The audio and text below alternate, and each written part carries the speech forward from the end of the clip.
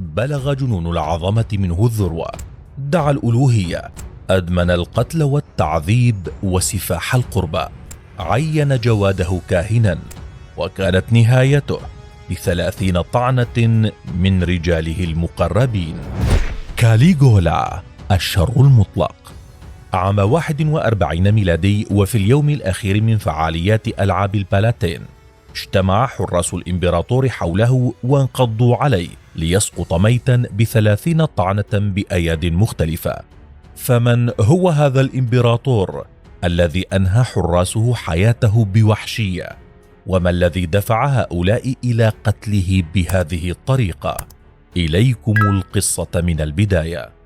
بين عامي 37 و41 للميلاد، حكم روما إمبراطور لا ينسى، اسمه الحقيقي جايوس، وهو حفيد يوليوس قيصر الإمبراطور المشهور. أما والده فهو الإمبراطور جيرمانيوس، والأكثر شهرة في عائلته كان ابن أخيه نيرون، الإمبراطور الغني عن التعريف الذي أحرق روما.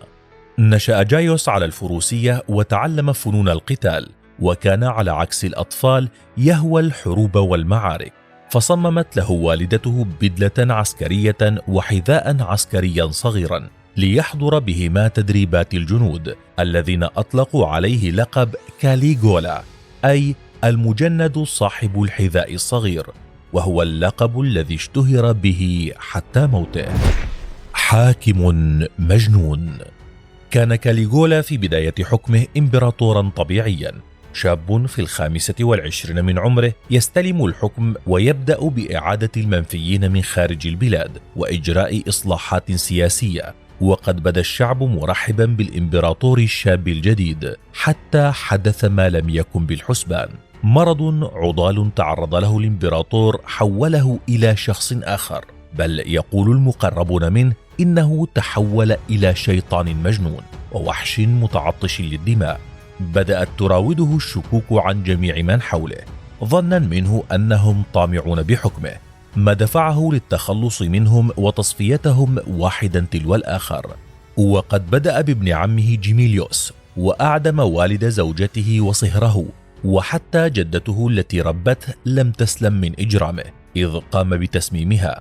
وتحول القتل في حياة كاليغولا إلى لعبة، حيث يذكر أنه كان ذات يوم يحضر عرضا للحيوانات المفترسة، فأمر حراسه بإلقاء قسم من الجماهير الحاضرة للوحوش لتأكلهم، ويتسلى هو بالمشهد. ولم يقتصر إجرامه على البشر في روما، بل استنزف مالها وثرواتها أيضا، ففي السنوات ال4 التي حكم بها يقال إنه أنفق ما يعادل 2,700,000.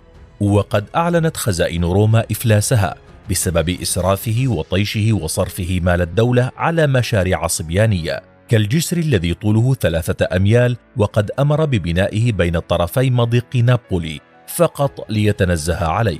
كذلك كان مولعا بالذهب، فصب أرضية في قصره من الذهب الخالص ليسير عليها حافي القدمين.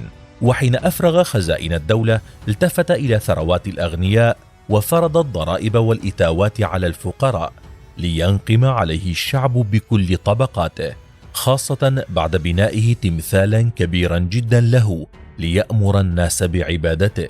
كذلك تعدى الإمبراطور الطائش على كل المحرمات، فلم يسلم منه حتى أعضاء مجلس الشيوخ الذين حولهم إلى أضحوكة ومهرجين يجبرهم على القتال من أجل التسلية، وغير ذلك من التصرفات فقط للاستهزاء بهم والضحك عليهم.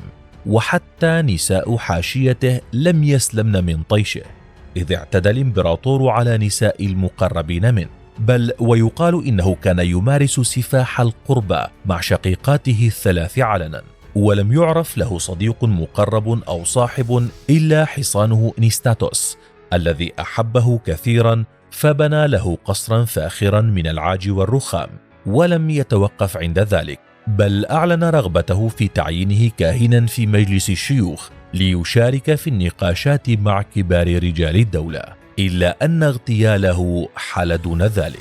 إذ اتفق حراس الإمبراطور المجنون ورجال مجلس الشيوخ على التخلص من حاكم أرهق الدولة قتلا وتعذيبا وطيشا، واستهزأ بهم وبهيبتهم. ويقال إن أحد الجنود الذين تعرضوا للإذلال من كاليغولا واسمه كاسيوس هو من قاد التحالف ضده، وكان صاحب فكرة موته على يد 30 من حراسه كي لا يعرف قاتله الحقيقي ويضيع دمه، ليموت بذلك واحد من أكثر الأباطرة جنونا في التاريخ، وينتهي عهده الدموي الذي استمر ل4 سنين. فما رأيك بهذا الإمبراطور المجنون؟ وهل سمعت به من قبل؟